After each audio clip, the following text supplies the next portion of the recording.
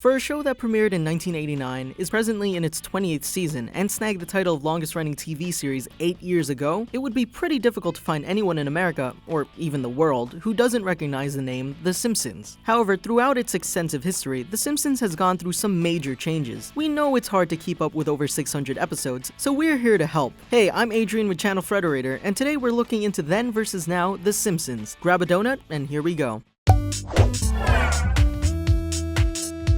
The animation. A lot happened in 28 years, especially in terms of technology. When The Simpsons premiered in 1989, there was only one way to make a cartoon: draw and paint it by hand. Things have obviously changed since then, yet The Simpsons is infamous in the animation industry for really sticking to the old-fashioned way. Most of the process is done digitally now for sure, but the show's production remains slow-paced and expensive. Contrary to what you'd think streamlining technology enables, The Simpsons has actually added more roles throughout the years than it's subtracted, mostly as a failsafe to ensure quality. True to their old-school Disney Hanna-Barbera approach, Matt Groening loves to point out that The Simpsons was one of the last holdouts on switching from cell paintings to digital, and even then, the episodes were still drawn by hand and only inked and painted digitally, with additional computery stuff for backgrounds and 3D effects. Season 14's The Great Louse Detective was the definitive mark in the shift, although it was tested in Tennis the Menace from Season 12. By the mid-2010s, the full animation and layout process had inevitably shifted to digital. Incidentally, that period was also when The Simpsons switched to digital storyboards. Previously, even storyboard was done by hand, and any edit meant you had to redo the board from scratch. When boards went digital, editing the animatic became much easier. Showrunner Al Jean said he can even tweak audio from his phone.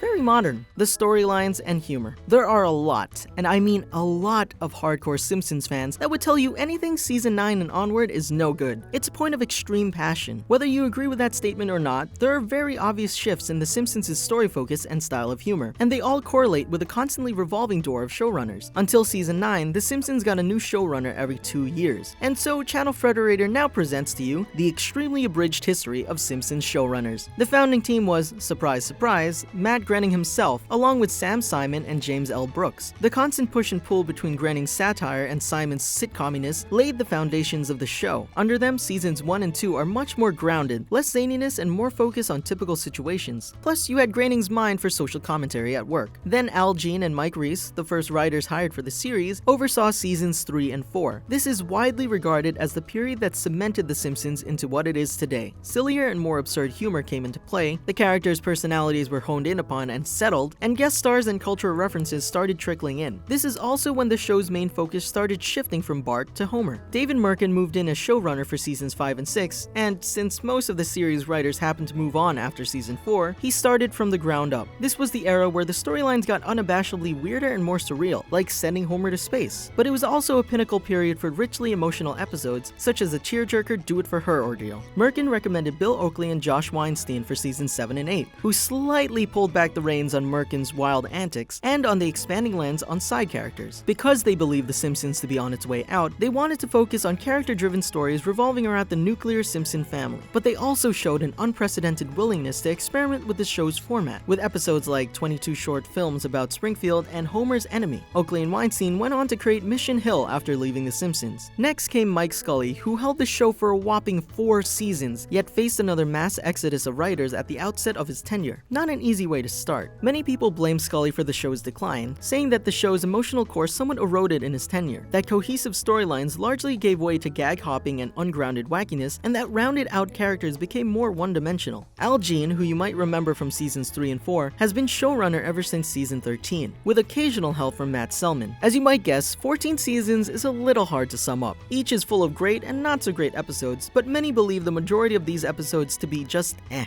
Less of these shows focus on the initial grounding idea that the Simpsons are a blue-collar family fretting about money. While Gene has done a good job in finding a way to keep The Simpsons relevant, like having fans vote on Flanders' romantic fate, many fans complain about the show's penchants nowadays being overly wacky, guilty of cameo cramming, repeating plot lines, and, most frustratingly, constantly self-referential. The Simpsons themselves. The design of The Simpsons themselves hasn't changed too much since their inception on The Tracy Ullman Show, though the very first shorts look like a weird version of the characters we know today: smaller eyes, different lips and head lengths, more pronounced hair spikes. Their characterizations, however, have gone through some subtle yet notable changes. Homer started out way meaner in the Tracy Ullman shorts. He was the short-tempered dad always yelling at his troublemaker kids, mostly one kid, since we got the first few instances of Homer strangling Bart. But he's not really an idiot here. Even in seasons 1 and 2, Homer was dumb, but not stupid. It wasn't until the Gene and Reese era that Homer went full-on dimwit and became less mean and angry in the process. And so Homer remained until season 9, when jerk-ass Homer started coming to light. And by season 11, when he wasn't acting like jerk-ass Homer, he was zany Homer. At this point, there were less episodes where Homer's more emotional side shined through. Groening also commented in 2010 that Homer has a tragic undercurrent to his relationship with his kids, so the writers eventually wanted to allow Homer to be a good father to Lisa every now and again. Similarly, Groening had initially envisioned Homer as a consistently angry and oppressive father to Bart, but that softened with time as well. Although certainly not entirely new territory for the show, episodes where Homer and Marge's marriage is in question have become much more frequent in recent seasons. In fact, in season 20, it was revealed that Homer and Marge had been divorced since season 8.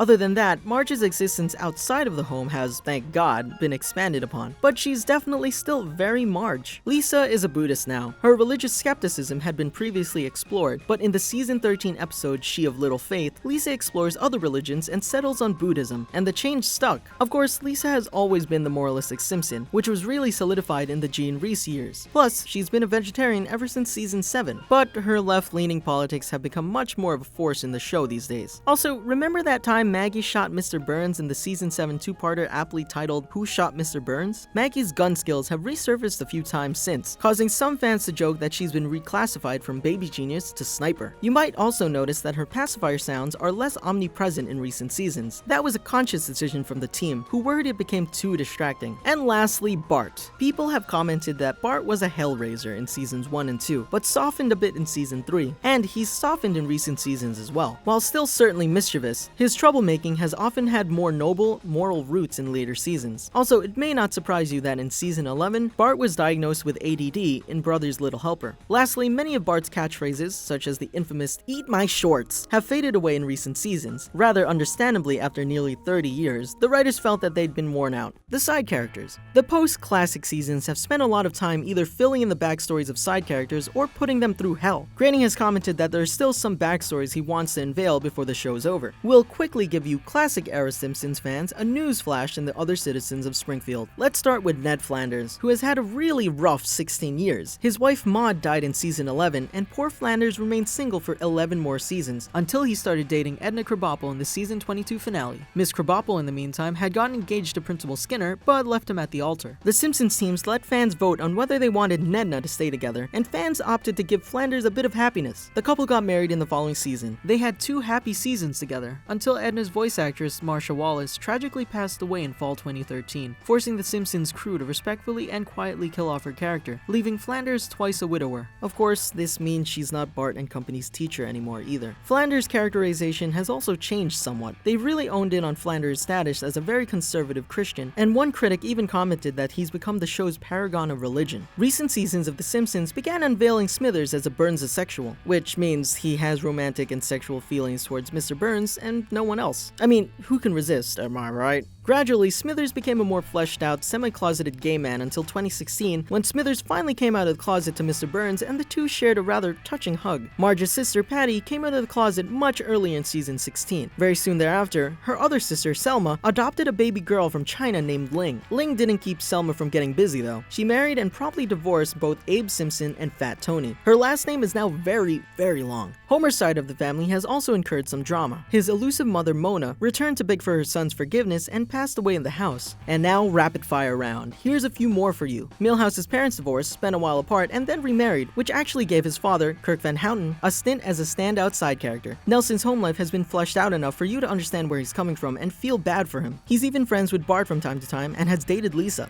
Kinda. Ralph Wiggum is weirder than ever. Barney has been an on and off sober. Fat Tony died in season 22 and was replaced by his cousin Fit Tony, who became fat and was re-nicknamed Fat Tony. And yeah, that's more or less of it. The opening. The Simpsons theme song and opening is about as classic as television can possibly be. So classic that the same sequence was basically kept for a full 20 years, until 2009 when the show switched to HD and decided to honor the change with a new opening. Actually, this wasn't the first time the opening sequence changed. It was entirely redone in season 2 to improve the animation quality. Now, don't freak out, all of the Simpsons-centric hallmarks of the classic opening are still present in the new one. There's just expanded room for appearances from all those tertiary characters we just talked about, and a few Easter eggs. Plus, there's a new gag added to the classic chalkboard and couch gags, the billboard gag, where, well, There's different billboards? But speaking of couch gags, awesome segue into the couch gags. The couch gags have been on a steadily climbing slope of ambition since The Simpsons began, and have been getting steadily more complex and involved. Like,